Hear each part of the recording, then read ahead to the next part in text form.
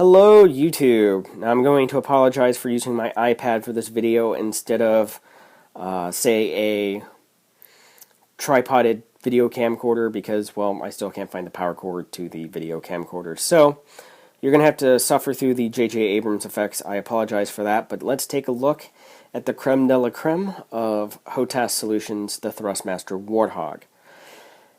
Now, this is the most expensive mass market HOTAS available on the market. It averages price around $500.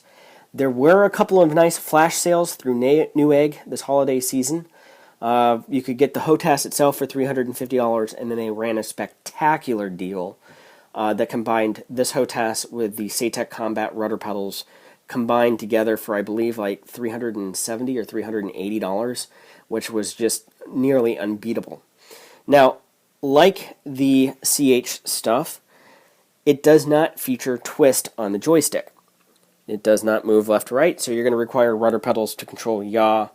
So take $500 on an average day and then add another $100 for CH pedals, $150 for SATEC Pro Flight, or $200 for SATEC Combat rudder pedals, on top of the $500 for the HOTAS to create a complete kit setup. So it can be anywhere from $600 to $700 depending on what additional peripheral you add with it, because Thrustmaster currently does not produce any rudder pedals anymore. So you're going to have to combine it with at least another product, another peripheral from another manufacturer. So unlike with the CH gear, where you can use CH's control manager software to control and set up all of your devices, you're at the very least going to be running two different pieces of software, Thrustmaster's Target as well as whoever manufactures your rudder pedal, either CH Control Manager or SATEC's software, if you go the SATEC route. So keep that in mind. That's something important to note. But let's look over the stick itself. This is a replica A10 stick for the most part. It does carry the U.S. Air Force seal of approval, if you want to call it there. It is a full metal exterior. However, some of the parts, this is plastic that connects the two, and this down here is actually plastic. The gimbal ring in the center is plastic as well. And it's very tightly sprung. It takes quite a bit of force to maneuver this joystick, and it does get tiring after long, extended durations of play. Also, the way that gimbaled Saturn ring works in the middle, I find the movement to be a little bit odd to me for some reason. Whenever I'm trying to fly a dogfighting type sim game like Rise of Flight or Elite Dangerous or Star Citizen, I just find that the amount of force and effort it takes to line up those fine, precise movements around the center, compared to, say, the CH solution or something like that, gets tiresome after a while. In terms of button functionality here, we got an 8-way hat switch here. We have another one here, another one here, another one here. Single action button, dual stage trigger, another button over here, pinky button down here, and then this flapper switch. In fact, the F-16 has almost an identical setup, except for these are all 4-way hat switches, and it has this flapper switch, which is the one thing the CH stick is missing. Interestingly enough, it is Hall effect sensors, it is very accurate, it is very precise. Once you get past the amount of force, and it takes quite a bit of muscle control to hold it in a slight turn or something like that. Again, you'll get quite an arm workout after a while with this stick. But it is made of metal. It does feel solid in the hand. It does not feel like, quote, cheap plastic, which I've been saying this was ABS plastic. It's actually glass-filled nylon. I've learned since then, been corrected upon. So that's the Thrustmaster Warthog joystick. Let's take a look at the throttle. Now, the throttle base is made out of plastic, or made out of metal, but the throttles themselves, this is entirely made out of plastic, not metal. It features a number of switches, and these are physical switches. Up, down, solid buttons. And this is great for a jet sim like DCS A10C, which is built to recognize these controls and things of that nature. It doesn't necessarily translate too well for, say, Elite Dangerous or even Star Citizen, where other games, other flight games, are expecting single button inputs.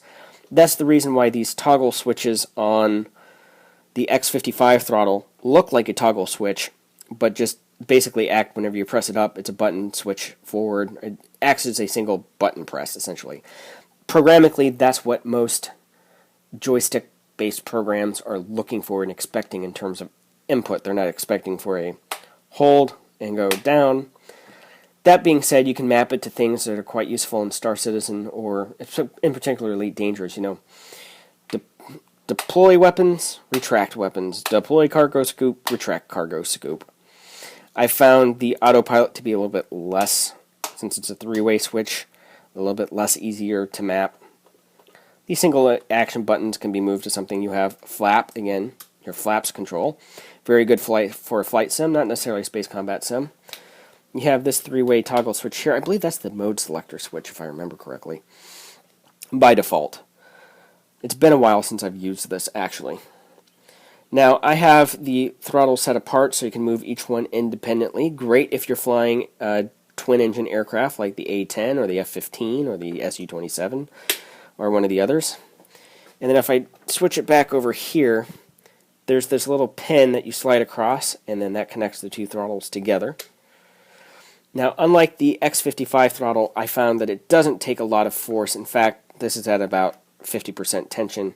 I can dial down the amount of force, and it moves as smooth as butter. It's very easy to go back and forth on. So that was one of the problems I had with the X55. It is not such a problem with this throttle. Then you have more buttons that, again, your APO power switch, engines on, engines ignition, or down to model, fuel flow, if you want to turn off fuel to an engine or on to an engine. Again, those are features that you don't need a space sim in particular, but is very handy for flight sims. And this is increase, decrease, usually like sensor range or something like that. It does have a 50% stop toggle, so you can be zoom in, zoom out, change radar scope. There's a lot of functionalities for that type of slider. Buttons on the joystick. Of course, that three-way hat. There's this red button here. I tend to use that for TeamSpeak, transmit, communicate. That pin's not a button. This is a mouse nipple, much like the nipple, and it does depress as a button, but functions more like a mouse click. Very similar to the nubbin that's on the X55 or the X52. Likewise, in games like Star Citizen Elite Dangerous, I find that's insufficient for mapping thrusters. This is a much better choice for mapping the thrusters, but it's a very, very limited range of motion when compared to, say, the CH Pro throttle for controlling your thrusters, but it's doable. I just happen to like the full analog mini stick on the CH throttle better for that. There's an 8-way hat right here, very, very handy. It also depresses as a button click. There's this kind of 3-way toggle that will lock out of use, and then you can use it to toggle whatever you want to toggle. 3-way switch, toggle switch here, another kind of forward-backward button. Now this kind of acts like the X55 buttons. Click, click, click. It doesn't stay there. So it's a button toggle. So that's the Thrustmaster throttle, the Warthog throttle, together. And overall, I mean, the quality of build quality really is second to none. It is very solidly built, both units. Although, again, this is plastic. The internals here are a lot of plastic. It's metal on the outside, plastic on the inside. Something to keep aware of. A lot of people do end up breaking their throttles. There is a 2-year warranty on the throttle, and Thrustmaster does honor it. Now, the other thing about Thrustmaster is they have their target programming software, which is very easy to use, very flexible, offers many of the same features as CH Control Manager. Some argue it's easier to use, but again, I don't think it has quite the scripting capabilities that CH Control Manager offers at very advanced levels. That being said, it's a close second in terms of good quality third-party software to maintain all of this, and since I have the Thrustmaster Cougar MFD displays behind you, I can combine them all to act as like one device. But again, you're never going to be able to do that with your rudder pedals, since Thrustmaster doesn't make a set of rudder pedals right now. And the real hobbyist will go out and get like crosswind pedals, or also there's an FSSB 3 mod that turns this into a force sensing stick that a lot of people like, which is another $600 on top of the stick. $650 the last time I checked on what the price is for that. If you want to really get into the enthusiast territory, that would be what you want to get. But this has been the Thrustmaster Warthog. If you could find it at the $350 price with the increase to the CH prices in the last few months, you know, it starts to become a, you know, individual decision. And I usually say I base it around what are you going to be flying, what are you going to be playing. If you're going to be playing DCS or almost exclusively DCS titles, and you have the budget to go ahead and buy it, get it. As I said, I use my CH gear 90-95% of the time. For most of the flight sims that I fly, the exception is DCS.